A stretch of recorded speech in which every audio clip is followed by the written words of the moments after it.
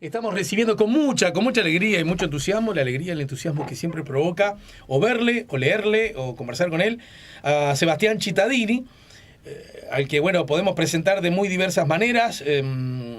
Ensayo o presentaciones. Sebastián, buen día, bienvenido. Buen día, Ale, ¿cómo andas? ¿Escritor? Sí. ¿Arranco por ahí o arranco con que sos licenciado en comunicación?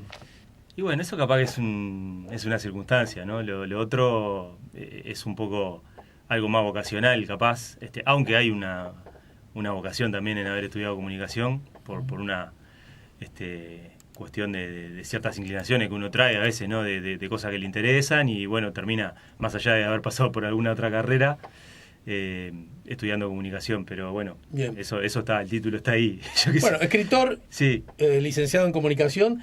De hecho, estás coordinando una diplomatura que arranca el año próximo, ¿no?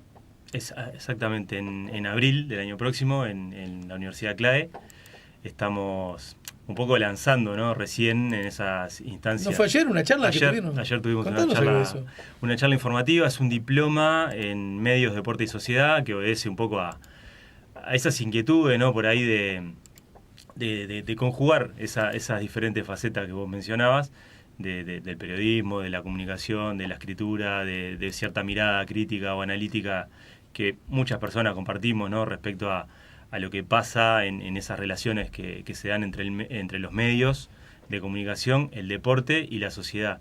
Entonces, bueno, a través de una convocatoria que me realiza el CLAE, a quien le estoy muy agradecido, se da la posibilidad de empezar a trabajar en este diploma, en armarlo, en convocar docentes y bueno, ayer tuvimos esa primera instancia informativa y bueno, si todo va bien, en abril estaremos arrancando. Es un diploma de 120 horas de cursada, son 9 meses más o menos. A distancia, ¿no? Es todo online, sí.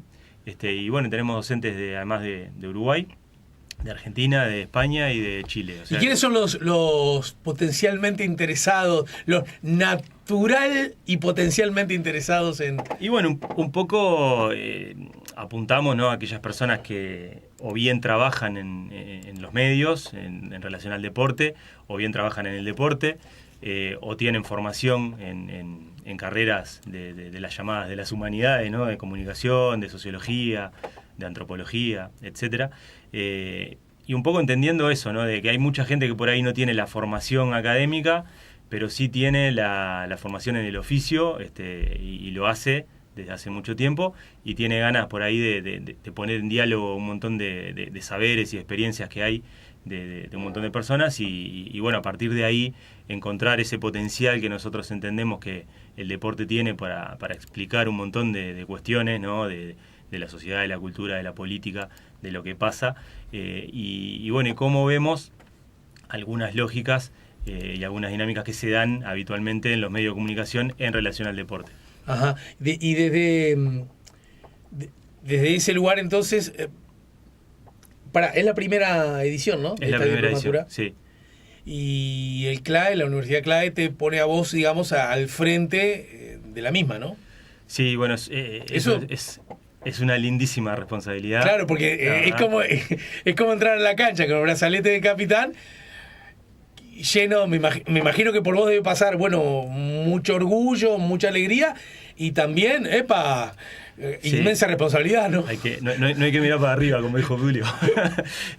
Sí, totalmente. Es eso. Hay una cuestión de brindar algo, ¿no? También, por suerte, he tenido la posibilidad de arrimar a un montón de gente que conozco de diferentes ámbitos que van a estar conformando el equipo docente, entonces estoy muy, muy contento con el resultado, digamos, del equipo que se conformó. Creo que es un diploma que a la gente que se acerque y que esté interesada le va a dar eso, un montón de herramientas, y sobre todo entendiendo que estas cuestiones muchas veces se construyen de forma colectiva, ¿no? Más allá de que nosotros, a todos los que nos gusta el deporte ocupa un lugar sustancial en la actividad cultural y social de la humanidad, y por tanto estamos todo el tiempo consumiendo coberturas mediáticas en torno a eso, ¿no?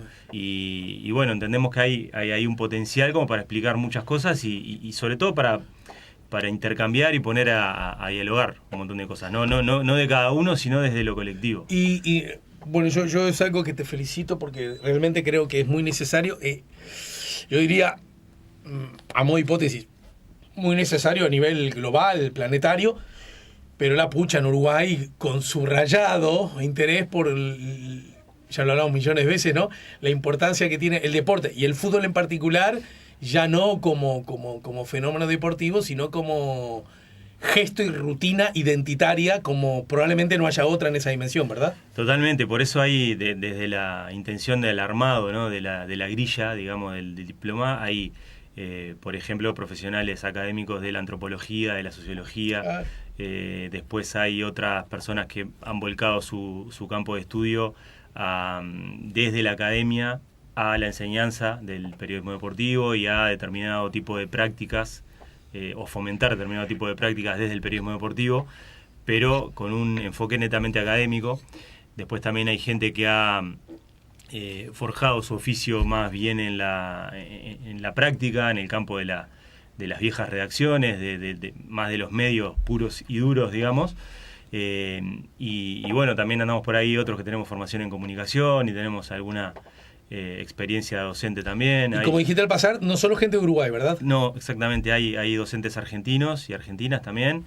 Hay un docente chileno y un docente español, que es un referente en lo que es la enseñanza del periodismo deportivo en la academia. Es un director de cátedra de la Universidad de Sevilla, o sea, una persona que he tenido la posibilidad de interactuar con él y de convocarlo y de que haya aceptado la invitación. Así. Mira, algún mensaje llega. Buena noticia, soy psicóloga deportiva y me parece esencial que la psicología del deporte esté en esta grilla. Un gran debe en el deporte uruguayo, ¿no? Sí, dice el mensaje. En este caso, realmente nos encontramos con algunas limitantes, ¿no? Porque había un montón de disciplinas que abordan el deporte y que son importantes. Esa puede ser una, hay otras también. Pero lo que vamos a hacer, si bien algunas no están contempladas dentro de los módulos como materia propiamente, sí vamos a propiciar algunos foros también en los que vamos a invitar académicos y profesionales de diferentes áreas. La psicología deportiva es una, puede ser la semiótica, puede ser otra. Se me ocurre así de cosas que estoy recordando de memoria, ¿no? Pero instancias que van a complementar el trabajo estrictamente académico de las materias y de los diferentes módulos que conforman el diploma. ¿Por qué hay por ahí en las redes una imagen de la NBA con los relatores relatando un partido? Uno de ellos es un basquetbolista, ¿no? ¿O no? No, la imagen del diploma. No, en la que te citan a vos. Roberto, creo que. Es mi tweet fijado. Sí, ese. Bueno, eso es Contame eso, por Dios. Es una historia de un día que estaba mirando un partido de la NBA y estaba Fabricio Berto, el ex jugador argentino, medalla de oro. Diego lo reconoció por la voz. Y bueno, había un jugador digamos, como un Diego Latorre, sí, exfutbolista, claro, que ahora comenta, sí. Algo así. Y bueno, el relator Ernesto Jerez, que es un histórico de ESPN. Y bueno, yo era verano, ahí estaba en mi casa viendo el partido y esbocé una especie de composición musical en torno a un jugador que estaba jugando ese partido. Lo tuiteé, arrobé a Oberto y lo leyó al aire el programa. Entonces, bueno, un amigo me consiguió el video y quedó ahí como tweet fijado, porque para mí eso fue como llegar a la NBA. Bueno, y en Argentina hace poco publicaste, ¿no? Sí, bueno, vos hablabas de los motivos que a veces uno puede tener para sentirse orgulloso, como esto del diploma, sin duda, y bueno, publicar un libro en Argentina que tenga que ver con Maradona también es algo que para mí es muy, muy grato. Vos te definís además como maradoniano. Totalmente. Obdulista maradoniano. Totalmente. Entonces, ¿Vos pensás que Diego y Obdulio, que también es Jacinto, es otra cosa que también desarrollás muy lindo en este libro, Asomando por el túnel, ¿verdad? Jacinto no es Obdulio, Obdulio no es Jacinto, pero los dos son lo mismo. Los dos conviven claro. en la misma habitación llamado cuerpo humano. Jekyll y Mr. Hyde. Sí, exacto. Eso en relación a lo del libro en Argentina, eso que vos decías, sí, me siento muy maradoniano, muy obdulista también, pero fue muy lindo eso, ¿no? De realmente la lo que hablaba ahora antes de entrar acá, que vos estabas hablando del partido de Argentina, y bueno, hay grandísimos amigos allá, y realmente para uno, cuando tiene la posibilidad de hacer algo humilde o más o menos grande, y ver la cabida que por ahí te dan, eso es algo muy, muy gratificante, ¿no? Realmente, bueno, me tocó estar hace un mes y pico. Es un libro que por ahora tiene circulación en Argentina, ¿no? Solamente, sí, por ahora, porque eso es medio complicado, es algo que dificulta un poco, ¿no? La distribución de los libros, sobre todo cuando son de editoriales pequeñas.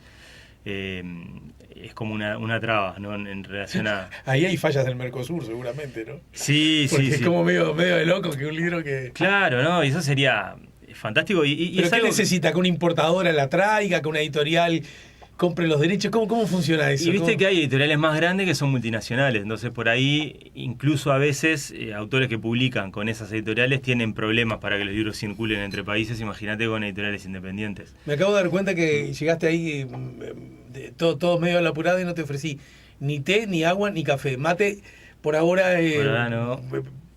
Muy vigente lo de la pandemia, claro. estamos medio conservadores para el comité. No, ¿Qué tomás? Estamos bien, agua. Agua, bueno, muy bien, dale.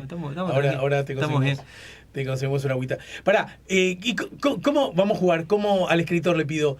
¿Cómo se hubiesen llevado Obdulio y Diego? Mirá, Porque son parecidos y distintos, ¿no? Sí, hay algunos puntos ahí en común. Justo vos mencionabas lo de Argentina, que hace poco estuve ahí en la Universidad de La Plata en un congreso de periodismo deportivo, y estuve en una mesa en la que había diferentes académicos de áreas muy diversas que habían abordado el fenómeno de Maradona como algo muchísimo más allá de un mero futbolista, ¿no? Sí, claro. Que permite 2 millones de análisis y de posibilidades para el abordaje ahí. Y hablábamos, justamente uno de ellos, que es Pablo Yonto, que es un abogado muy destacado en el tema de la causa de derechos humanos y desaparecidos allá en Argentina, que fue en sus comienzos periodista deportivo. Él tiene la edad exacta, la misma edad que Diego Maradona, y lo conoció muy de cerca cuando eran muy jóvenes, que él estaba empezando, y Maradona también. Él dice que no se considera amigo, pues es una persona muy humilde, pero es un gran referente. Y bueno, me tocó compartir una instancia con él, y él me decía, fuera de esa mesa, sabiendo que yo soy uruguayo, me decía, che, sabés que a mí me fascina la figura de Obdulio Varela, ¿no? Y yo sé que vos escribiste alguna cosa y no sé qué, y me gustaría conseguir ese libro. Y nos enroscamos a hablar de eso, ¿no? Y él me decía, no, porque puede haber algún punto común, ¿a vos qué te parece? Le digo, mirá, yo creo que sí, que hay el origen humilde, la cuestión del ídolo popular, con las diferencias que tiene la sociedad argentina con la sociedad uruguaya, pese a que somos muy parecidos, ¿no? Y los tiempos también, los que le tocó a cada uno, el ¿no? contexto. No es que las personas eran parecidas para nada, pero hay también algunas cuestiones de liderazgo, de la épica, de estar asociado a...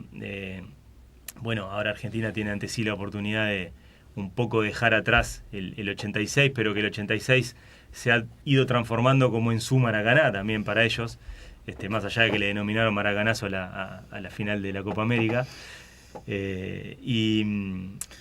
Son un poco desbordados a veces, ¿no? Bueno, sí, eso lo he hablado con varios amigos.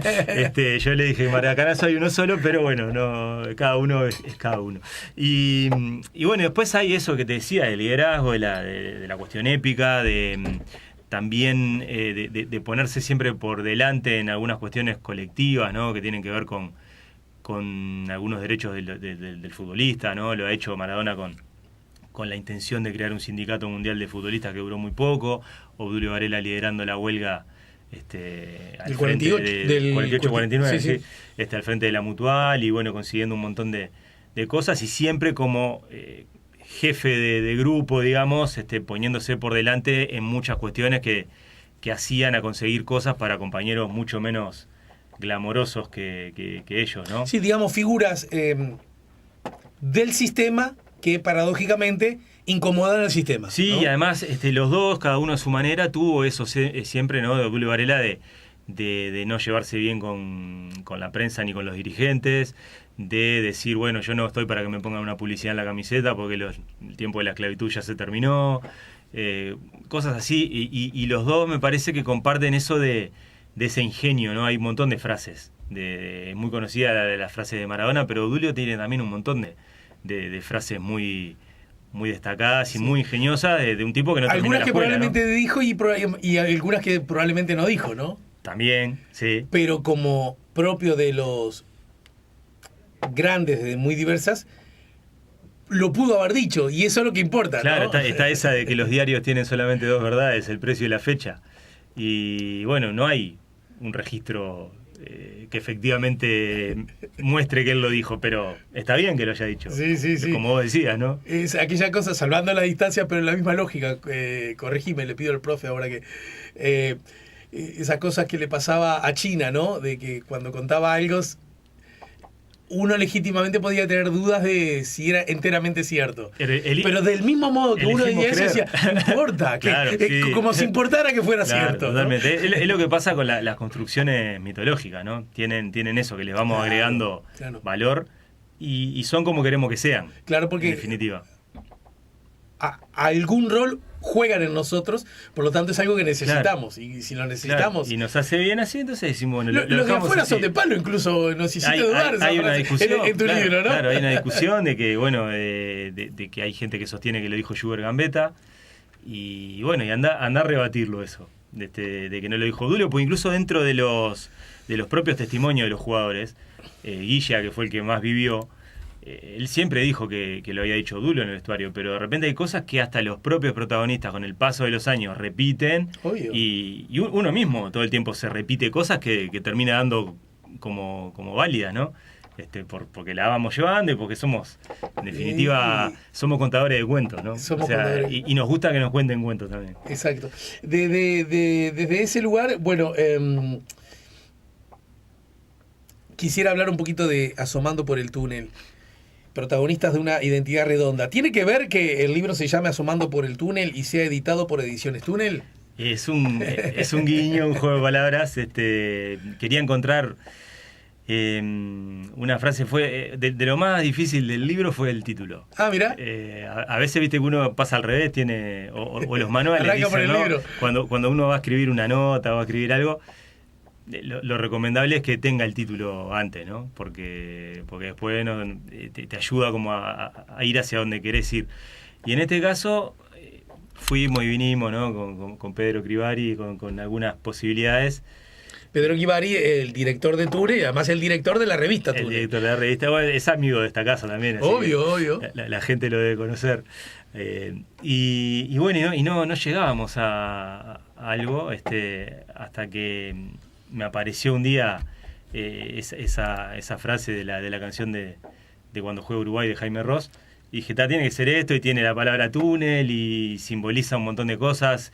La revista, como vos decías, es como un reclamo, ¿no? Como una especie de trinchera que defiende y difunde la identidad del fútbol uruguayo o lo que significa el fútbol uruguayo en la identidad de nuestra sociedad y nuestra cultura. Uh-huh. Me parecía que esa frase era un guiño para los lectores, era un guiño también para la revista, también es un espacio en el que yo me siento muy orgulloso de ser parte hace varios años ya y bueno, de haber podido trasladar esto a estos textos que inicialmente algunos de la mitad más o menos de este libro ya estaban publicados en la revista y la otra mitad fueron escritos para el libro. Y esa otra mitad que no fue publicada en la revista, pero sí, sin embargo, ya integra el libro, ¿va a ser publicado después en venideros números de la revista? Seguramente sí, porque de hecho el de Georgian de Rascaeta, que fue uno de ellos, a Pedro le pareció que ahora durante el Mundial era un buen momento para publicarlo en la revista y salió en este último número, no en el anterior. Ese perfil está publicado en la revista también. Bueno, quiero contarles un poco, ya algo les adelanté porque Sebastián me concedió el honor de, junto a Mónica Willington, ser presentador del libro. No sé si el término es el adecuado. Sí. Charlador del libro, Asomando por el túnel, protagonistas de una identidad redonda, que bueno, que hace 10 días. ¿Cuándo fue? Hace poquito. ¿No? ¿Cuándo lo presentamos esto? Y esto fue, hace... el viernes. Ah. Sí. No, hace una semana. Claro, el día del partido de Argentina y... ¿Tú sabes que a mí el Mundial me distorsiona tanto? Y la fecha también, ¿no? Porque porque siento que como que el Mundial recién había empezado, mirá qué locura. Claro, no fue el día del partido de Argentina y... Claro, sí, yo estaba en el auto viendo los penales. Claro. En el momento, claro. Bueno, pará, obra a mi favor que en este Mundial las fechas están más apretadas todas, ¿no? Sí, totalmente. Las distancias entre cuarto de final, semifinal y final es una cosa que... No hay respiro. No hay respiro, pará. Pasó demasiado rápido. Bueno, y en ese contexto, bueno, ahí estábamos repasando las distintas historias, porque son distintas desde muchas perspectivas, porque aluden a personas distintas, aluden a momentos distintos, a trayectorias diversas. Están las inmensísimas figuras que, por decirlo así, todo el mundo conoce, a aquella que uno puede decir, ¿y este quién es? Si no sos tan futbolero, ¿estamos de acuerdo en eso, no? Puede pasar, sí. Y además incluye un trabajo que ya lo hablamos muchas veces, pero merece ser hablado una vez más, de Esteban Isnardi, que es el autor de las, ¿está bien dicho así? ¿Caricaturas? Sí, totalmente. Esas son otra de las cosas lindas que tiene cuando uno va recorriendo, ¿no? un camino en lo que hace y se va encontrando con gente, ¿no? El caso de Esteban es algo que a mí para mí es un honor, yo se lo digo siempre. Él nos conocimos por las redes, después este año él viajó a Uruguay porque vive en Suiza hace 40 años y bueno, estuvo acá y nos conocimos personalmente. Pregunto, porque quiero hacer hincapié en las cosas que verdaderamente me interesan de la vida. ¿Trajo chocolates ese señor desde Suiza? Bueno, no lo quiero mandar... No trajo, ya me di cuenta. No. Me regaló una caricatura de Obdulio recibiendo la Jules Rimet, que con eso No.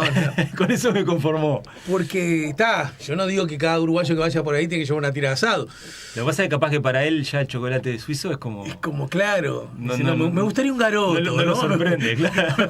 Algo más sofisticado. Claro, él vino a comer parrilla, por ejemplo. Por eso. Claro, y cuando vos lo vayas a visitar no te pido, me trajiste la tira de asado. Claro, ¿no? Ahí bueno, vamos.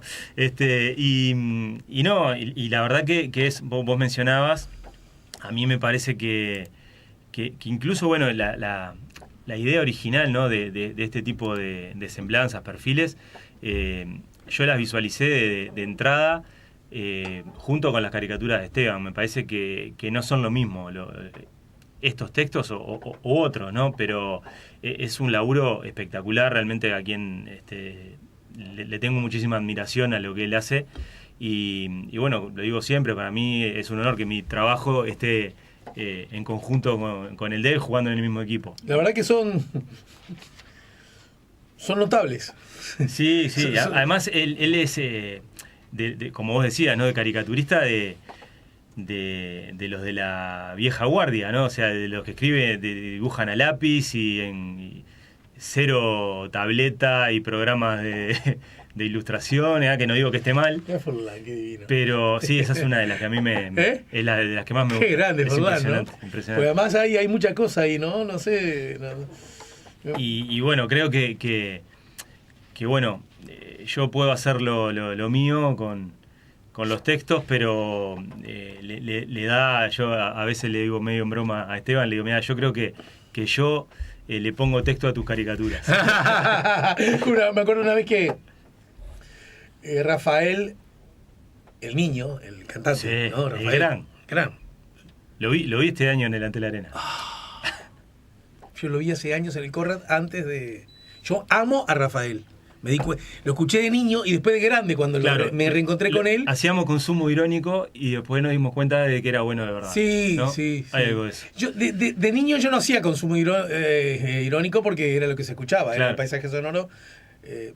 Y después puede ser que un poquito... recuerdo con ABBA pasó un poco también salvando la distancia, ¿no? Esta cosa de ABBA, que estos suecos que se hacen, que ponen el pantalón Oxford y después uno dice, la pucha, ¿no? Claro. El melódico internacional también cayó mucho en eso, ¿no? Sí, es decir, que cierta parte de la población, yo me puedo incluir entre ella, era como medio, ¿y esto? Pero después uno va madurando, ya me muele. No, y lo que pasa en el caso de Rafael, siempre lo digo, loco, son 50 años cantando. Sí. Y yo te digo, ¿quién canta medio siglo sin que tenga 2 o 3 goles? Tiene 80 años y yo lo fuimos a ver con mi esposa, y 2 horas y media de show como un duque, ¿no? ¿Por qué era lo de Rafa? Ah, me acordé. Sí. Que una vez me acuerdo, pero esto tiene, ni hablar que fue el siglo pasado la nota, el que le escribe buena parte de las canciones es, no me acuerdo del nombre, Alejandro, no sé cuánto Alejandro, me acuerdo porque se me tocayo, ¿no? No sé, Alberto Alejandro, qué sé yo, no sé, no.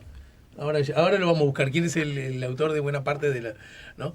Entonces, decía, bueno, tenemos tan alto grado de interacción que yo siento que esas canciones las pude escribir yo, dijo, ¿no? Y se ve que enseguida que dijo eso le quedó como un poco soberbio, en el sentido, hace todo vos, flaco, claro. Dijo. Y del mismo modo podríamos decir que las pueda cantar él. Claro, ¿no? claro. Sí. Y esto se une con lo que me hablás vos de las caricaturas de Isnardi y tus textos, ¿no? Algo de eso hay, sí. Y bueno, realmente que las cosas no van encajando a veces en la vida, ¿no? Y uno se va encontrando con esas cosas, y realmente es lindo, es gratificante poder hacer cosas con otras personas, ¿no? Y sobre todo a veces cuando uno escribe, vos escribes solo, es algo que a veces por ahí también participa de libros que son colectivos o de cosas, pero en este caso hay que tener esa relación de respeto mutuo, porque hay cada uno tiene llamémosle su talento, y bueno, hay que darle el lugar que tiene cada uno, ¿no? ¿Y solo fútbol? ¿Escribís solo de fútbol? He escrito alguna nota periodística sobre otras cosas de otros deportes. A mí me gusta mucho el básquet. Pero digo, por ejemplo. en ficción, a la hora de armar. Y me ha costado. ¿Pero lo has intentado? Sí, mira, lo único que escribí publicado que no tiene que ver con fútbol es un cuento, llamémosle policial, digamos. En un libro de Ediciones Estuario, que fue el número 10 de los cuadernos de ficción, que el año pasado terminó, ¿no? Se editaba uno por año. Todos tenían una temática. Uno fue horror, otro fue mentira, otro fue amistad, no sé, algo así. Y era final porque era justamente el que le daba el cierre a esa colección. Y bueno, Rodolfo Santulo era el editor, me convocó para escribir algo. Y yo ahí dije, bueno, voy a tratar de escribir algo que salga del fútbol, porque, bueno, él me dijo, no, si querés escribir de fútbol, escribí, porque uno a veces se autoencasilla también, ¿no? Claro. Va y, bueno, hay cosas de hecho, por eso pregunto, que te pasan en registros en los que vos te sentís cómodo.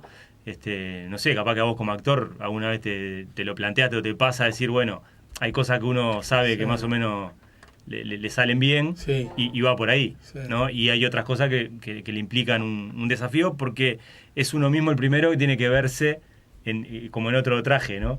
Exacto. Y entonces ahí dije, no, escribo otra cosa, y salió ese cuento que me costó mucho más que las cosas que suelo Pero se escribir. instaló como una especie de semilla que puede germinar en otras direcciones, o aún no lo sabes, digamos. Y no lo sé porque en realidad es como que me fui metiendo en una vorágine de escritura. Por ejemplo, este año con 2 libros casi que al mismo tiempo, en el mismo año, ¿no? Que es bastante agotador en un sentido mental, más allá de que, bueno, hay pequeños momentos para el disfrute, sobre todo después que termina de escribir.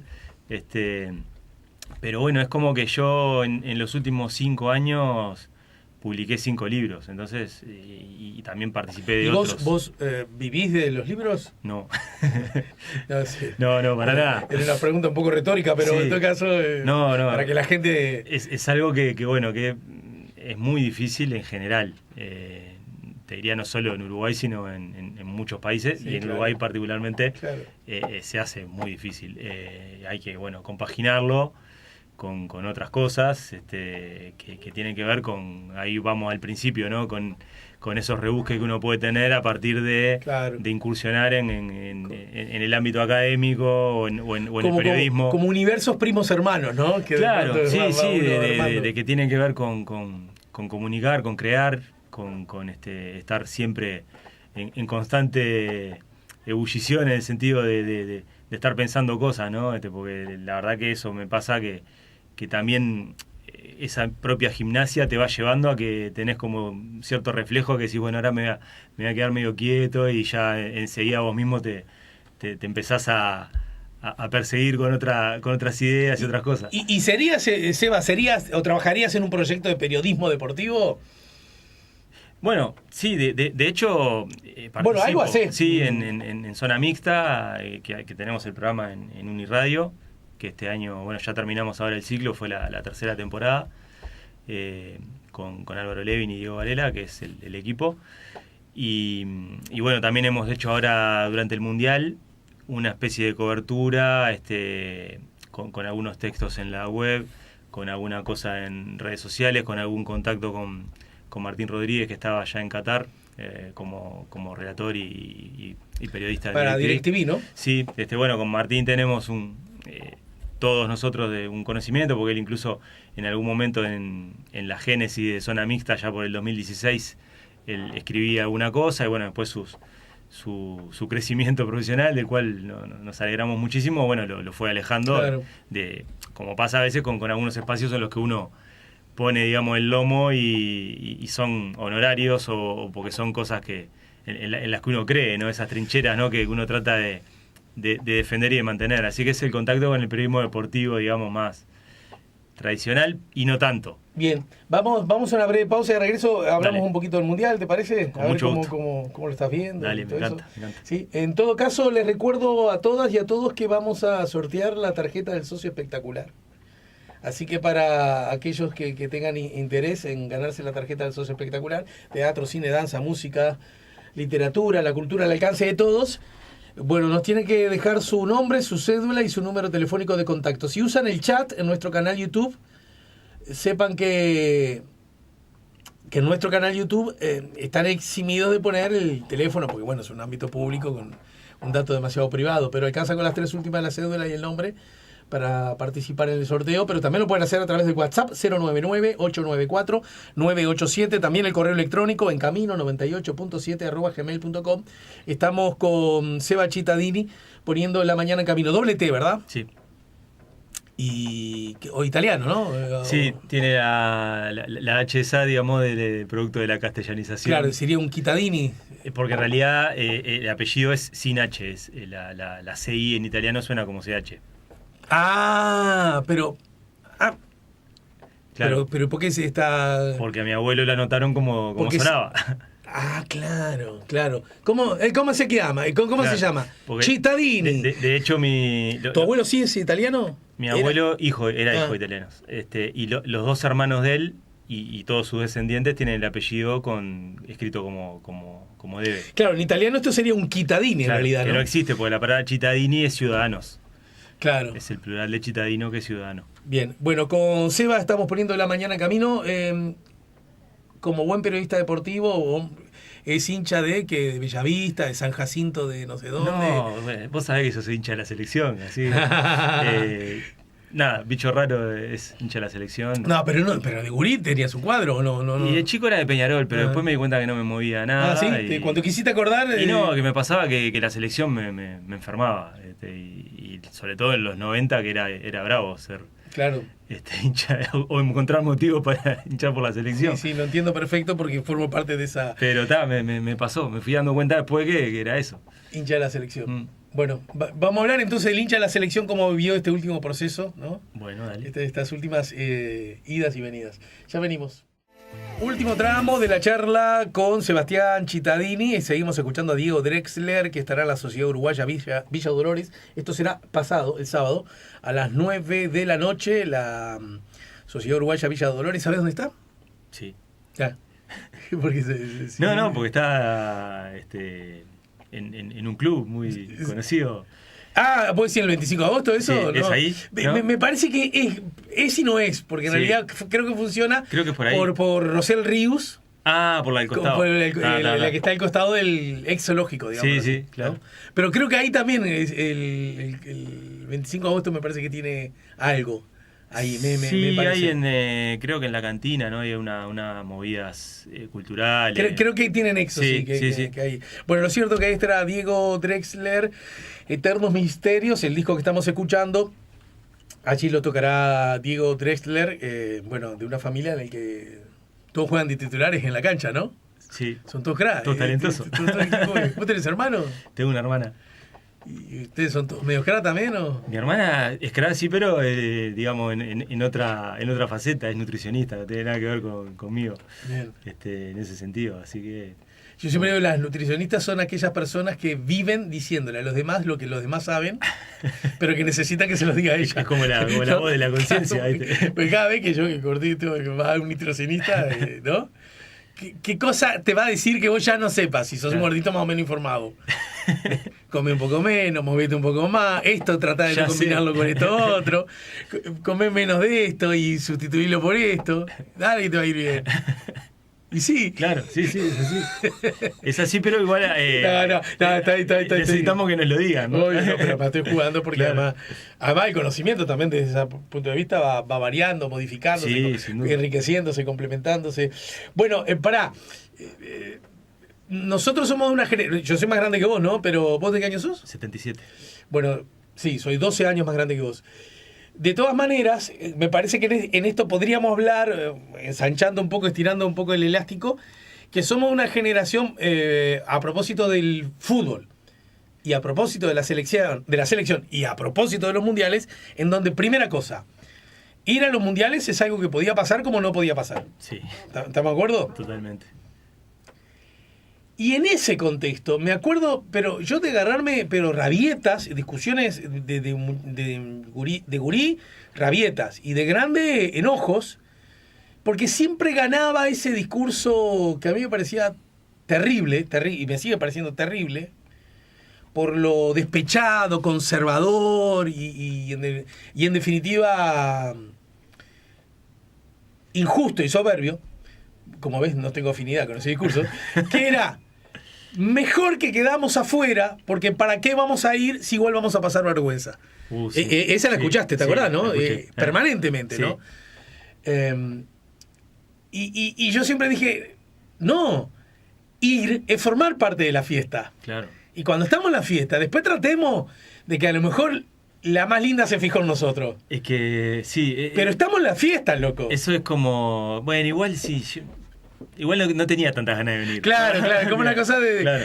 Bueno, ahora, increíblemente, insospechadamente, ocurrió, yo lo planteo y vos después arrancá para donde quieras, lo que podríamos llamar la iniciación, instalación y consolidación de lo que podríamos llamar el proceso Tavares. En donde el asunto ya no era vamos o no vamos. El asunto ya no era pasaremos o no pasaremos, que siempre está presente, ¿no? Sí, claro. Sino era, a lo mejor vamos, a lo mejor pasamos, y a lo mejor avanzamos un poco más. Sebastián Cittadini, yo te juro que si me hubiera preguntado hace 15 años cuál era mi sueño en un mundial, mi sueño, ¿sabes cuál era? Lo decía todo el mundo. Ir. Claro. Ir. Pasar la serie y ganar un partido. No, si se diera dos, sería una cosa. Era un despropósito, ¿no? Eso ya. Cuando el actual entrenador, no sé, cuando el Tornado Alonso dijo, vamos por la Copa, yo recuerdo hablando con Diego acá, ante este micrófono, dije, loco, la verdad, yo nunca había pensado eso porque nunca me atreví a pensarlo. Claro. Porque vengo de la generación donde era exactamente lo contrario. No íbamos. Y si íbamos, volvíamos a los 20 minutos. Tavares, su proceso, me hizo creer la chance de que a lo mejor podíamos colocarnos entre los 16 mejores. 8 mejores. Sí, hasta 4. 4 mejores. ¡Wow! Claro. 4 mejores del planeta, de la institución, de la organización que tiene más integrantes que las Naciones Unidas. ¡Wow! ¿No? Y ahora ya regresamos en primera vuelta. Sí. ¿Dónde estamos parados entonces? Hay en algunas cuestiones que vos mencionás ahí, como que muchas de las cosas, ¿no?, que vos decías, bueno, fue como mucho más apretado el calendario, o sea, nos volvimos rapidísimo. O sea, claro, esa sensación quedó flotando en el ambiente, ¿no? Y después eso que vos decías también del entrenador diciendo, no, vamos por todo, o vamos por la Copa. Yo no se lo escuché a Deschamps, no se lo escuché a Scaloni, que son los que van a jugar la final el domingo. Y Deschamps viene de ganarlo el Mundial hace 4 años, ¿no? Si había alguien que en todo caso podría decirlo, era él, ¿no? Claro, no escuché a Tite, no escuché a Luis Enrique, al entrenador de Alemania. No escuché. Probablemente el de Marruecos tampoco lo dijo, ¿no? No, o sea, porque hoy en día hay una evolución del escenario del fútbol mundial, de las competencias de selecciones, que hace que por ahí la denominación de sorpresas, ¿no? que siempre nos gusta asignarle, como en este mundial a Marruecos, por ejemplo, cada vez tengan menos de sorpresa. Cuando uno ve que, por ejemplo, se dice, no, bueno, pero fuimos demasiado cautelosos con Corea del Sur. ¿Y cómo nos costó Corea del Sur en octavos de final en 2010? Pero bueno, Corea del Sur, desde 2009, viene llevando adelante un plan sostenido, como alguna vez intentó y llevó adelante con cierto suceso el maestro Tavares en Uruguay, amparado por recursos económicos, por lo poblacional y demográfico que siempre ayuda. Como consecuencias se va viendo que no es casual que empiecen a aparecer los Heung-min Son y los jugadores de Corea del Sur jugando en la Premier League y jugando en la Serie A y jugando en la Liga Española. Además, eso pasa porque bueno, hay un plan de trabajo sostenido, respaldado, ¿no? Serio y no basado en resultados inmediatos, claro, que hagan volar cabezas de entrenadores a la mínima de cambio.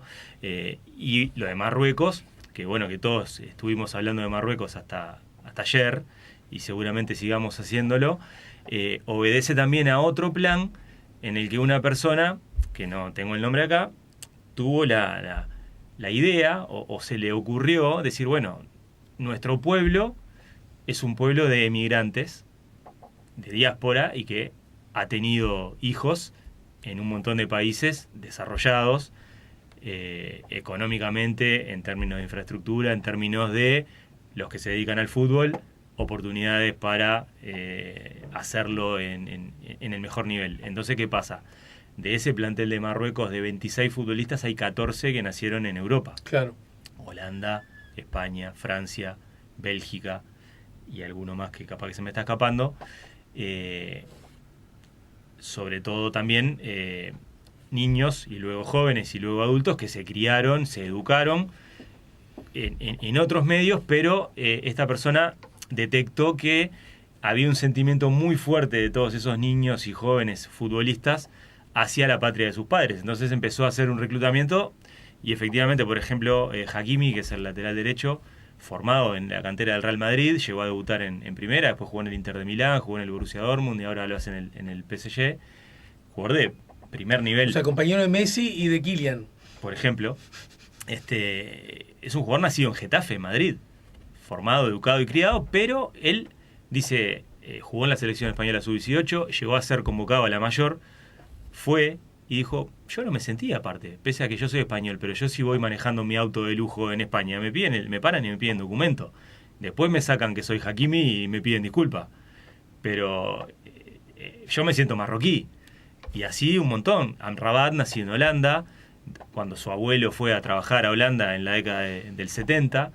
Y así, ¿no? La explicación de por qué Marruecos, formado futbolísticamente en Europa, llega a semifinal de un mundial, no es casual, no es sorpresa, ¿no? Y en ese contexto, lo que vos bien decías y comparto, que el proceso Tavares vino a poner a Uruguay en un lugar en el que, por ejemplo, el otro día miraba una tabla de la clasificación del mejor sudamericano en mundiales, en los últimos mundiales. Y resulta que en los últimos 4 mundiales, el mejor sudamericano clasificado, de forma alternada, fue Argentina, Uruguay, al revés, ¿no? O sea, ahora Argentina, en el pasado mundial Uruguay, en el anterior Argentina que llegó a la final, y en el 2010 Uruguay. No es Brasil, no es ningún otro, es Uruguay. Sí. Pero bueno, mucha gente dice Tavares ganó solo una Copa América. Tavares desaprovechó la mejor generación de la historia, cosa que discuto absolutamente porque hubo otras. ¿Quién puede decir que porque Suárez, Cavani y Forlán en un momento fueron de los mejores delanteros del mundo es la mejor generación de la historia? No. Mejor que Sosa y Francescoli, por ejemplo. Claro, no tengo dudas que un montón de buenos jugadores de los 80 y los 90, de haber existido la ley Bosman, en la que existieran los comunitarios en el fútbol europeo, hubiesen jugado en equipos muchísimo más top. Claro, porque recordemos que hasta esa ley había un tope, ¿no es cierto? Había un tope y lo hacían como extranjeros. Había solamente 3 extranjeros, no existían los comunitarios. La figura de que hoy vos agarrás un plantel y es unas Naciones Unidas de personas con pasaportes europeos por nacimiento, o por ser nietos de, o hijos de, o por haber vivido muchos años en un país. Entonces, esas realidades, esos contextos han cambiado. Y bueno, y en esos contextos de globalización absoluta, de profesionalización absoluta del fútbol, y con una liga como la uruguaya, que es de las peores de América del Sur, y diría capaz de un poquito más, una selección uruguaya, hija de un proceso de trabajo con mucha planificación y basada en un montón de indicadores, logró de forma sostenida durante 15 años que Uruguay estuviera en aquel ranking FIFA tan famoso, casi siempre entre los 10 primeros de ese ranking, que se puede tomar con pinzas, ¿no? Con la paradoja de que en el Mundial, siempre digo, en el Mundial del Brasil, por ser cabeza, no fue espantoso en el sorteo. Claro. Porque tuvimos, al ser cabeza, y justo en un mal momento de Italia e Inglaterra, claro, los dos estaban en el mismo grupo, ¿viste? Sí, era como de loco, claro, ¿no? Pero bueno. Y paradójicamente es a los que les terminamos ganando. Entonces, bueno, vos decías, ¿no? A mí me tocó de niño, bueno, el primer mundial del que tengo un vaguísimo recuerdo, el del 82, tenía 5 años, Uruguay no estaba. Claro. No me acuerdo, más que de ver alguna cosa en la tele que hubiera en mi casa, pero como Uruguay no estaba, tampoco. El 86 sí, el 90... yo tenía 13 años y después no volví a ver a Uruguay en un mundial hasta el 2002 con 25 años. O sea, de 13 años a 25. Mi hijo, que tiene 11 años, no conoce un mundial sin Uruguay, claro, por ejemplo. Y le llaman poderosamente la atención de que Uruguay no haya pasado la fase de grupo. Claro. Entonces, hay una lectura muy facilista. Pero, y entonces, pero si yo fuera de otro lugar, ¿no? Y escucho lo que vos decís acerca de lo que empezó a ocurrir cuando, bajo la dirección de Tavares, ¿no es cierto? Que dicho sea de paso, va mucho más allá si quién es el lateral o quién jugaba de 5. Sí, me parece que un error es verlo en esos términos, totalmente, exclusivamente, ¿no? Claro.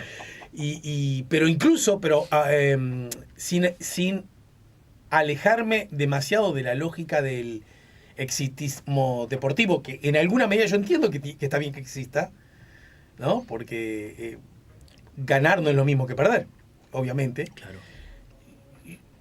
No sé, a mí me siento a veces tan solo diciendo que, exceptuando los entrenadores, con la figura del entrenador que no tenía la importancia que hoy tiene, del 24, del 28, del 30...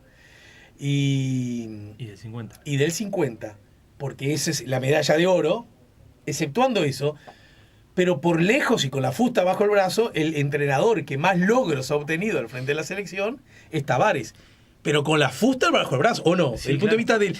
¿te interesan los números? Claro. ¿Te interesa ganar? Lo que pasa es que hay gente que te dice, bueno, pero Roberto Fleitas entrenó una semana y en 2 partidos ganó la Copa América. Sí, bueno, pero ahí está la respuesta.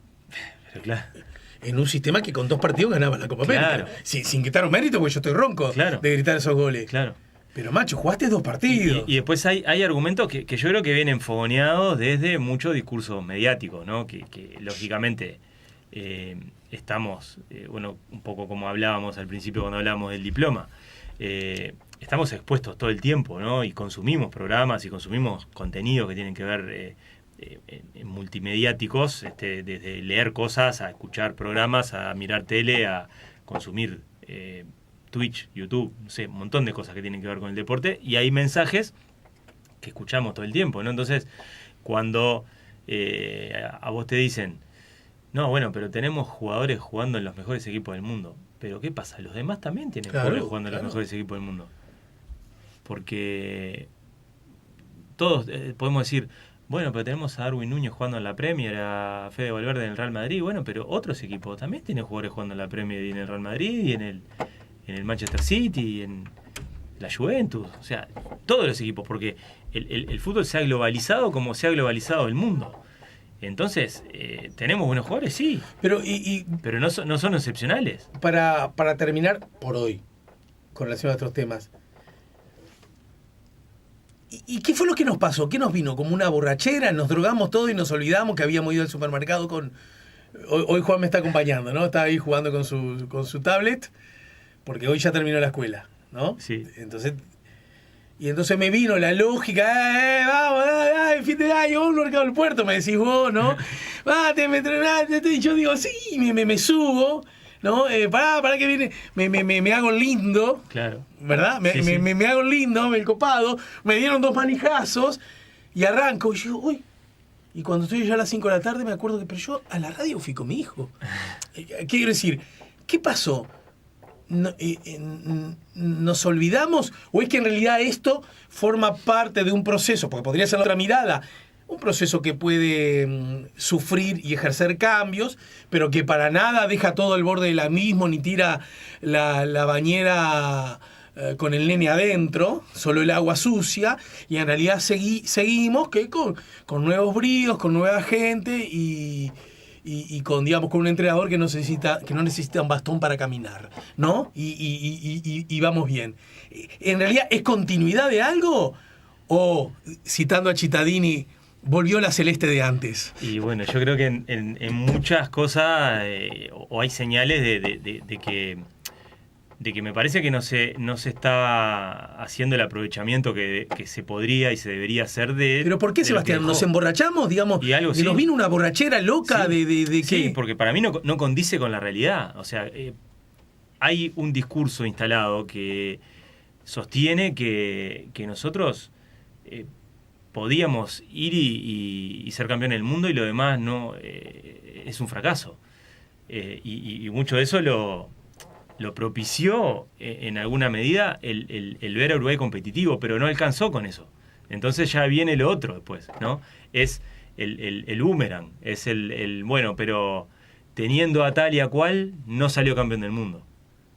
Entonces, es medio peligroso como discurso y como mantra me parece que se repite de forma bastante desmedida, muchas veces desde los propios mensajes de los medios, y son cosas que se instalan en la opinión pública, ¿no? Entonces, ahora es como que no importara que Uruguay quedó afuera en primera fase. ¿Por qué la comunidad, ya que va a estar el año que viene con la diplomatura, ¿no? ¿Por qué la comunidad, llamémosle, por qué buena parte de la comunidad mediática vinculada al fútbol fue tan alentadora de esa borrachera, con una especie de borrón y cuenta nueva al proceso que, para hablar del último mundial, terminó quinto? Es decir, ¿qué les pasó a esos señores y esas señoras, a esos muchachos que además, diríamos, de la perspectiva de la permanencia del laburo y de la lógica capitalista, nunca le fue mejor que en estos momentos? Porque era la selección con más cantidad de hinchas como nunca antes había tenido en la vida, claro, más participaciones internacionales, más prestigio global adquirido. Incide en el día a día también, ¿no? En el estado de ánimo de la gente. Y hay algo... Más chance de ir al mundial a laburar, porque yo...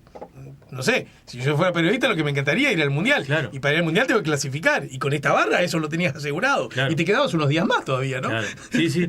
No, pero pasó algo... Pero ¿por qué uno sentía de que estaban deseosos de sacar, yo grosería un poco, al viejo de encima? ¿Qué les pasaba? ¿Solo porque no es muy simpático? Pero sería como demasiado chato o chico eso, ¿no? Y bueno, da la sensación de que se instalaron algunos discursos o idea fuerza medio que marcaron un poco la agenda, y una de esas era justamente el mal relacionamiento de Tavares con la prensa, desde la propia prensa, ¿no? Alentando, bueno, un clima de esto no se aguanta más, cuando en realidad, bueno, él también implementó una manera de hacer las cosas, ¿no? De organizar el vínculo de la selección con la prensa, que que rompía un poco con lógicas que estaban como muy instaladas de la que un periodista por ahí levantaba el teléfono y accedía directamente a un jugador por fuera de los tiempos, ¿no? Del manejo de un jefe de prensa, por ejemplo, ¿no? Entonces hubo como mucho de eso, ¿no? Bueno, sí, ya... O técnicos que algunos periodistas les preguntaban, ¿y a vos quién te parece que debía jugar lateral? Claro. Técnicos preguntándole a periodistas, ¿y a quién ves vos como lateral? Claro, y entonces, bueno, durante 15 años, si vos ibas a las conferencias y les preguntabas, maestro, ¿y fulano por qué no está? Y él te iba a decir, yo de nombre propio no hablo. Y creo que si fuiste a 2 o 3 conferencias o las viste por la tele, ya sabías que te iba a decir eso, ¿no? Entonces como que había un afán, o se ve de lejos como un afán de recuperar espacios en los que vos podías preguntarle al técnico de la selección qué le parecía el rendimiento de tal o de cual, y el técnico de la selección te lo iba a cruzar esos límites y te lo iba a decir. No se iba a poner en su rol y te iba a poner a vos. Y vos decís que eso tuyo. terminó generando... Y yo creo que eso fue por lo pronto un síntoma de notoria incomodidad de parte de un gran sector del periodismo. Se notó. Y por otro lado, o al mismo tiempo, ese mismo sector del periodismo, tampoco estoy cayendo en la famosa... el famoso periodismo de periodistas, ¿no? Sino es una observación. No, pero además como experto en este asunto, y repito, embromate, si vos armaste esto, la diplomatura que se viene. Nosotros tenemos la obligación de ejercer miradas críticas Totalmente. acerca de cómo se arman los discursos y los relatos que después la gente, por identidad o alteridad, empieza a repetir. Claro, porque si vos decís, bueno, sí, este proceso fracasó porque no ganó campeonatos del mundo y porque ganó solo una Copa América. Y por otro lado, hay una eliminación de un mundial en primera fase. Se está hablando de una renovación de un entrenador y desde la prensa se está eligiendo poner el foco en que el profe Ortega, que hasta hace 2 días era una eminencia, ahora es el culpable de todos los males. Mira, parece, yo estoy seguro que no, alguna vez me habrás escuchado, pero no estás diciendo eso porque escuchás el otro día con Diego, los oyentes, y si no estuviera en radio, diría otra palabra. Me moría de la risa, señalando, de cómo pasó a ser Ortega el asunto por el cual... pero además, después de 27 segundos en la historia, de que el presidente de la República pidió un cuadro que por favor lo deje ir al Mundial. Sí, pero como no era claro. el Salvador y ahora pasó a ser responsable, que el hijo de Ortega no sé qué. No, y claro, ¿no? Y eso es un poco, hablábamos de la agenda y de lo que significa marcar agenda también en el periodismo deportivo. Es donde elegimos o de qué queremos que se hable, ¿no? Entonces elegimos que queremos que se hable de que Ortega es el causante de todos los males y no de que la dirigencia está trabajando en la renovación de Alonso sin siquiera pedir un informe de lo que se hizo en el Mundial, porque puedo llegar a entender que cuando se aplaquen las aguas, si hay una confianza en un entrenador, porque a veces el tema de respetar los procesos tiene que ver con eso, aunque la inmediatez nos diga, che, pero este fracasó, es decir, bueno, a ver, ¿qué tiene para decir? ¿Qué tiene para dejarnos como insumo de conclusión? Y respetar los procesos, y mucho más en la lógica banal, frívola, exitista, es algo que yo saludo. Bueno, si queremos respetar los procesos, que el viejo termine el Mundial. Por supuesto, por supuesto. Además, un proceso exitoso como nunca antes hubo en la historia. Claro. Pero ahora sí te interesa respetar. Otra cosa que yo veo que está pasando con Godín, ¿no? Que Godín salió inmediatamente a decir que estaba orgulloso de este momento y creo que explícitamente habló de la necesaria continuidad de Alonso, ¿no? Sí. Y yo veo que mucha gente dice, está bien, porque es el porque están las dos cosas. Los jugadores no tienen que hablar, la lógica más antigua, a decir, no, está muy bien, porque es el capitán, es un referente, está bien que se exprese. Ahora, cuando echaron a Tabárez, fueron a preguntarle, Godín, ¿vos qué pensás de este momento? ¿Está bien que tienes...? Y además, no sé si Godín dijo que estaba bien echar a Tabárez o que debería continuar el proceso que desembocó con él siendo capitán y líder de la selección. No recuerdo si habló. Lo que hubo en aquel momento que bueno, un poco por la época en la que vivimos, estábamos todos esperando inmediatamente las manifestaciones de los jugadores en las redes que llegaron, pero llegaron capaz que un poco después, ¿no? Algunos mensajes de agradecimiento al maestro Tavares y demás. Sí, pero como quien agradece frente al ataúd, ¿no? Qué bueno que era este hombre. Pero que, ¿no? sin cuestionar, ¿no? El tema, porque en aquel momento, o sea, estamos hablando de algo que ya pasó hace un año y lo hemos hablado, creo que en este espacio mismo, a través de un Zoom. Sí. De que, bueno, expresamos nuestros pareceres al respecto de todo lo que estuvo mal en eso, ¿no? Pero muchos nos preguntamos, ¿qué pasaba en aquel momento si los jugadores de peso, ¿no? Los famosos referentes, decían, bueno, pero si lo había desde adentro, un afán de respaldar, ¿no? Que no lo sé. Pero es que legítimamente yo me pregunto lo mismo también. No lo sé, ¿lo había? Y tal vez nunca lo sepa, ¿no? ¿Lo había eso? ¿Formaba parte de un intento? Pero ¿qué pasa si, por ejemplo, como hablábamos, ¿no? Un Maradona, un Obdulio Varela, se plantaba y decía, no, mirá, si no está este entrenador, yo me voy para mi casa? O al revés, es decir, entiendo la lógica, o ni tanto quise decir. Me parece que es un error cortar con este proceso. Me parece que si tu patrón no puede decirte, mirá que hoy jugás un partido fácil, un partido accesible, un partido difícil. Un partido accesible, un partido difícil. Un partido, primero, te lo planteo así cuando tengo el trabajo. Y después te digo, ¿sabes qué? Te cambié. Claro. Bueno. Jugás todos los difíciles juntos. Y después que jugás todos los difíciles juntos, pero ponele, se tuvo que cambiar. Te digo, Sebastián, perdiste todo. Pero macho, fuiste vos el que me cambiaste. Claro. Y bueno. Y después que me cambiás, vos me reprochás. Ahí volvemos, ¿no? Que ese fue fue el hecho que permitió justificar aquellos discursos, ¿no? De el mal relacionamiento con la prensa, el desgaste con el grupo, que una cuestión generacional que no le llega, que no tiene la energía para dar indicaciones al costado de la cancha. Que yo sepa, el entrenador no corre, no juega, o sea, lo que tiene importante lo tiene dentro de la cabeza. Después tiene ayudantes y tiene un montón de gente en el cuerpo técnico, ¿no? Que use bastón es algo circunstancial, ¿no? Pero usado eso. Claro. Qué curioso, ¿no? En un mundo que cada vez tiende a democratizar los vínculos de las personas y aún aquellas que tienen alguna forma de insuficiencia física. Un argumento que estuvo implícito y a veces explícito era que el hombre no caminaba bien. Claro.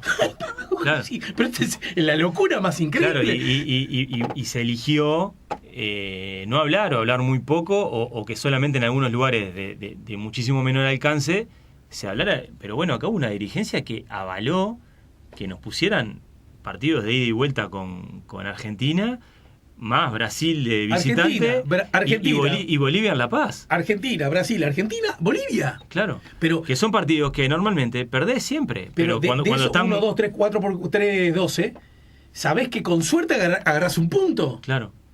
Y decís, opa, claro, saqué un punto. Pero si en el peso de la opinión pública, si mirá, Tavares perdió 4 partidos consecutivos, se tiene que ir. Y fue lo que avaló y le hizo el caldo gordo, digamos, a esas ideas que venían, me parece que de forma bastante poco sutil, ¿no? Pero no fue raro que los futbolistas, repito, sin generar sedición, diciendo, bueno, nosotros no somos los que decidimos estas cosas, nos parece en todo caso que es un poco ingrato con este proceso, con este equipo, y además, no sacando la pata del lazo. Sí. En todo caso, es decir, nos parece quizá puede ser una decisión un poco apresurada. El compañero nuevo entrenador que venga tendrá, por supuesto, todo el aval, todo el respaldo, porque por encima de todo está la selección. El triqui de siempre, ¿no? Pero mandaron una señal. Ahora, ahí parecía como bueno decir, bueno, los jugadores son empleados, ellos son profesionales, ellos saben que hoy está un entrenador, mañana está otro, silencio. Y ahora nos parece bien que el capitán diga antes, no, la verdad que tiene que seguir el Tornado, porque en un abrazo que se dieron delante de la cámara, ¿no? Toda esa cosa. Pues, también convengamos que los abrazos se pueden dar en muchos lados, ¿no? Claro, no, y aparte cuando no lo hubo esa misma declaración de la misma persona en relación a Tavares, que estuvo muchísimo más tiempo, el ¿no? Profesionalismo, que bien, no se mete, ocupa el lugar, y ahora que se mete, incide, decimos que bien el capitán ejerciendo, bla, bla, bla, bla, porque es un líder. Pero no podés decir cosas diametralmente opuestas un día pegadito al otro. No.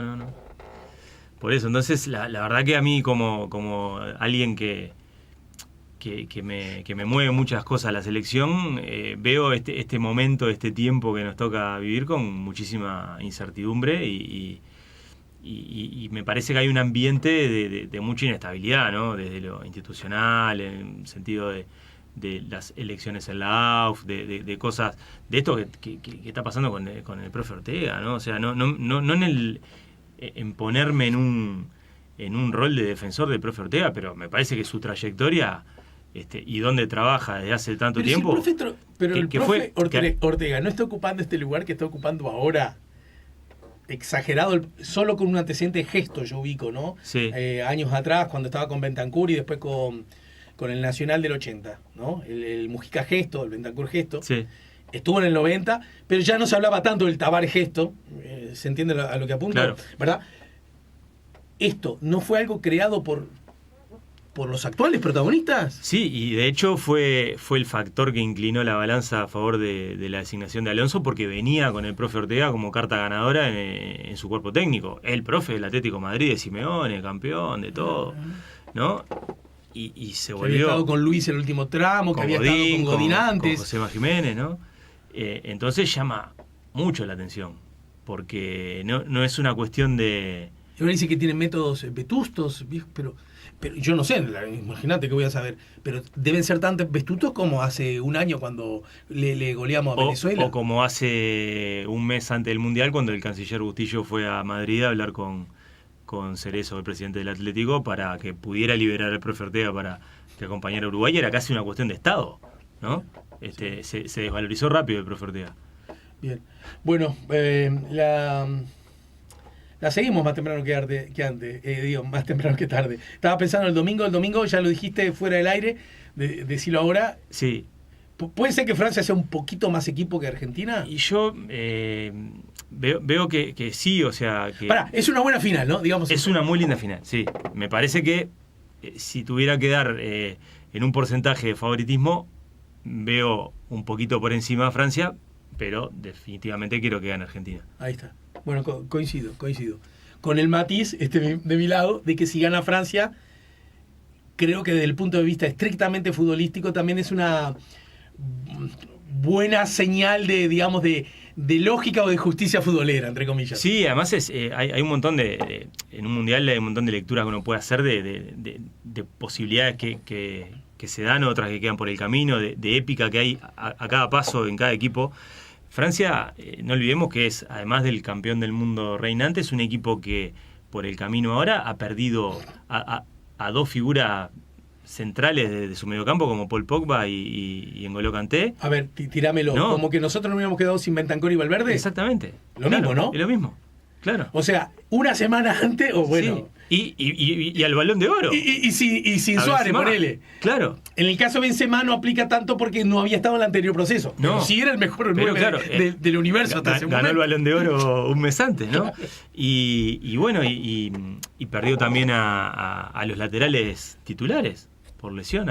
Bueno, en el caso de Uruguay no se hubiera notado porque no se sabe quiénes son. Claro, no, mentira. Pero bueno, en eso volvió a Deschamps a barajar, claro, y a rearmar la estructura. Sin citar a nuevos futbolistas en algunos casos, ¿no? Sí, claro. Con esto me... Y bueno, Griezmann con un rol diferente y está jugando un mundialazo. Qué mundialazo. Giroud con un rol diferente, que jugó tremendo mundial en 2018. Solo que ahora la manda a guardar. Y ahora en otro rol. Pero incluso, ¿no?, lo de ayer, ¿no? Que hicieron los goles, ninguno de los previsibles. Claro. ¿De acuerdo? Sí. Pero eso es una fortaleza. Claro. De un equipo. Sí. Sabes que te pueden caer de cualquier lado. Claro. Ahora, ninguno de los previsibles, pero con las dos grandes jugadas del...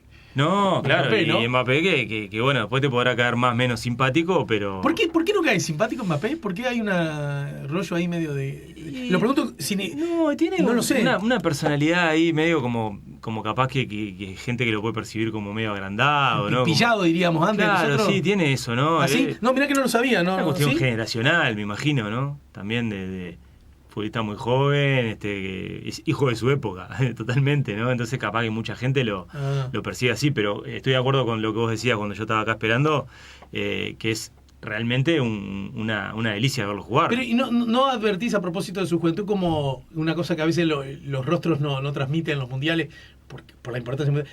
Como una alegría también de jugar, como un desparpajo. Sí. A mí me gusta. Tiene mucho. Me gusta esa cosita. Eso del potrero, eso, ¿no? Eso. El jugador tiene 23 años, ¿no? Agarra la guinda y decís, paralo. Pero eso mundial. A nosotros debería gustarnos esas cosas. Sí, y bueno, y tiene cositas de aquel primer Ronaldo Nazario, el brasilero. Sí. Esperá que en el final. Vení, Juan.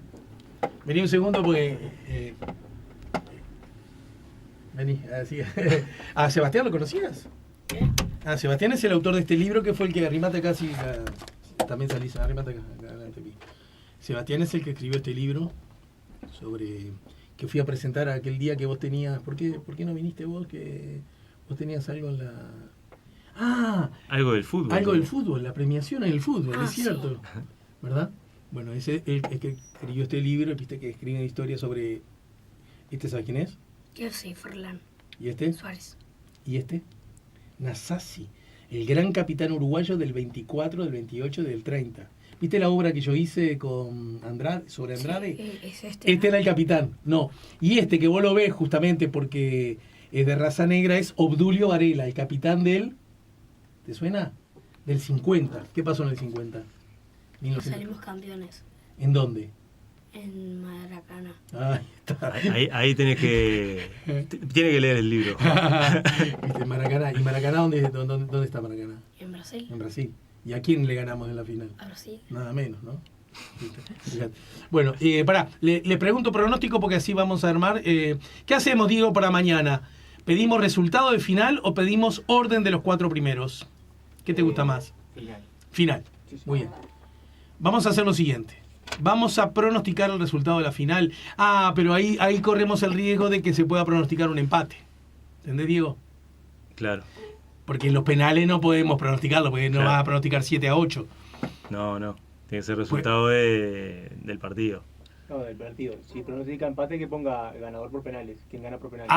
Bueno. En el caso que proyecte más. Ahí está, perfecto, muy bien, ahí está. Ahí va, pueden pronosticar empate y en todo caso decirnos quién gana por penales. Gracias, Diego, es una buena precisión. Final, Argentina-Francia, primera cosa, ¿quién querés que gane vos? Argentina. Argentina, ¿por qué? ¿Qué te pasa con Argentina? Que estamos al lado y está. Ahí está, Sí. coincido. Bien. Igual, ¿con Francia, algún problema con Francia? No, con Francia no. Bien. Bueno, Está Griezmann, que es uruguayo, aparte en Francia. viste, está Griezmann, que es súper hincha de Uruguay. Y Mbappé, que tenemos buena onda con Mbappé, Sí, ¿no? ¿Sí? sí, tenemos. Bien. Pero el otro día me parece que querías que ganara Marruecos. De mañana, ayer, cuando te fuiste a la Así calle. era más fácil para Argentina, porque creo que. Pensó en Francia es todo. superior a- No, Claro. el día que Egipto. No, el día que Arabia Saudita le gana a Argentina. ¿Vos estabas contento? ¿Qué? Sí, porque nos podía complicar. Claro, pues el razonamiento de Juan. ¿Cuál era el razonamiento? Que si pasan todos los buenos, si pasábamos. Claro, pues ahí estaba Uruguay en la. Claro, no había debutado claro, Uruguay todavía. claro. Y era, no. Estaba Juan viendo decía, la película completa. Yo quiero que los buenos vayan perdiendo porque si así Uruguay sigue. Claro. Así más fácil. Claro. Pero bueno. Está bien. Está.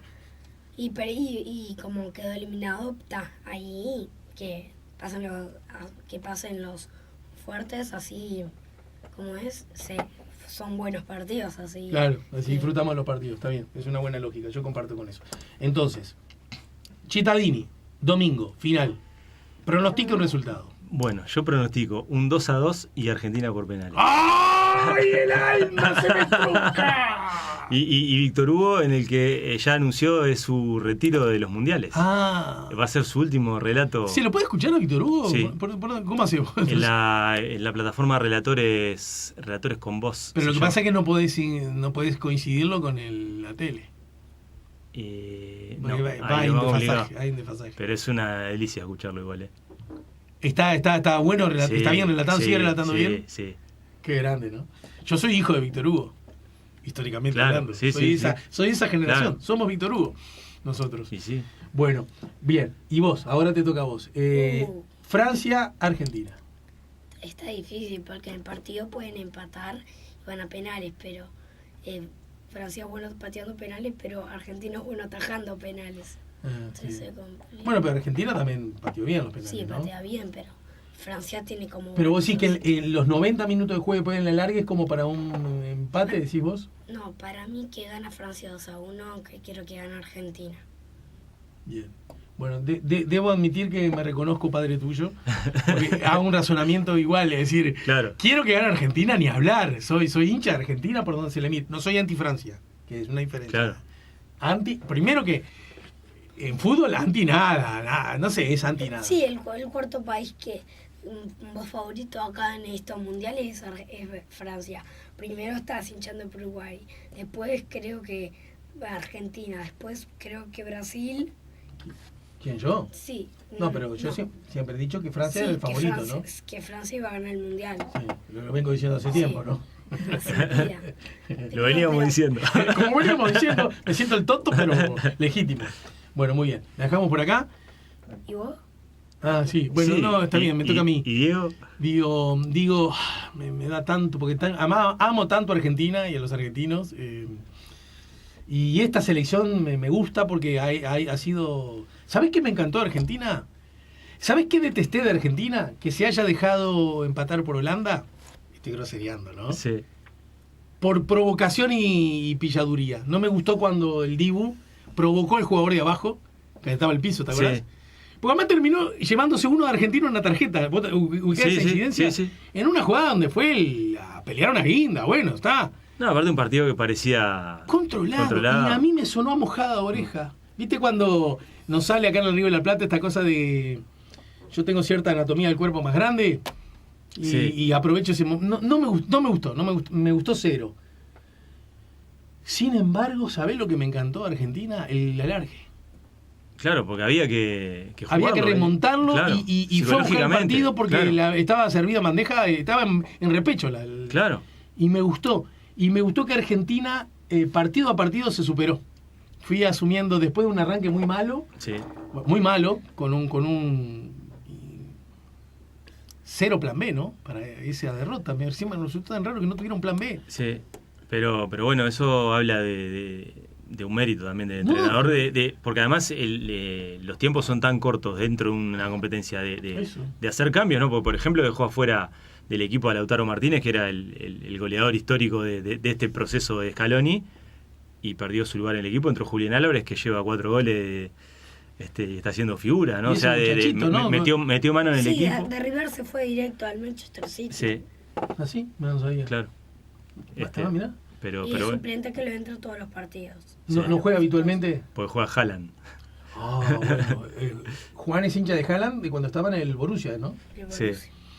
Tengo una camiseta de él. Bueno, qué injusticia, Haaland, un tipo que no tenga el mundial porque está en una selección débil, ¿no? Claro, sí. Bueno, ya le deben estar reprochando al entrenador de Noruega. Que no va al mundial y a pesar de tener a Haaland. Aparte, bueno, Haaland nació en Inglaterra porque el padre jugaba ahí en el Manchester City y él eligió jugar por Noruega. Ah, no sabía ese. Sí. Ah, mirá. Esa la tiraste, la tenemos que hablar un poco más esa, porque ¿qué pasaría a nosotros si un hijo de español dijera mi patria es España? Nos quedaría raro, ¿no? Sí. ¿Verdad? Y bueno, ahora tenemos, te la dejo picando, el hijo de Coquito Rodríguez, que está en el Real Madrid, nacido en España, y él dijo que su opción era jugar por Uruguay. Y acá nos parece bien, y a mí cierto orgullo nos da, pero yo diría, me parece maravilloso que se dijera que su patria es España. Y en España lo toman bueno, es la patria de su padre, su madre es española, ¿no? En el por fondo ejemplo, me parece un rasgo quizás de civilizatorio de él nació en sociedad. España. Claro, pero si fuera exactamente al revés, no estaríamos diciendo, ¿y este qué se cree? Claro. Andate para allá. Claro. Le diríamos andate a Cuba. Claro. ¿No? El famoso andate a, sí, ¿verdad? Sí o no, diríamos, claro. ¿no? Sí. A coro. Sí. O sea que desde la perspectiva civilizatoria estamos algunos escalones abajo quizás, ¿no? Y en España les parece natural que el tipo opte por la patria de sus padres. Claro. No, es un lindo tema. Es un lindo tema, ¿eh? Sí. Bueno, vamos arriba. Gracias, Eva. Gracias, Nos vamos. Gracias, Juan.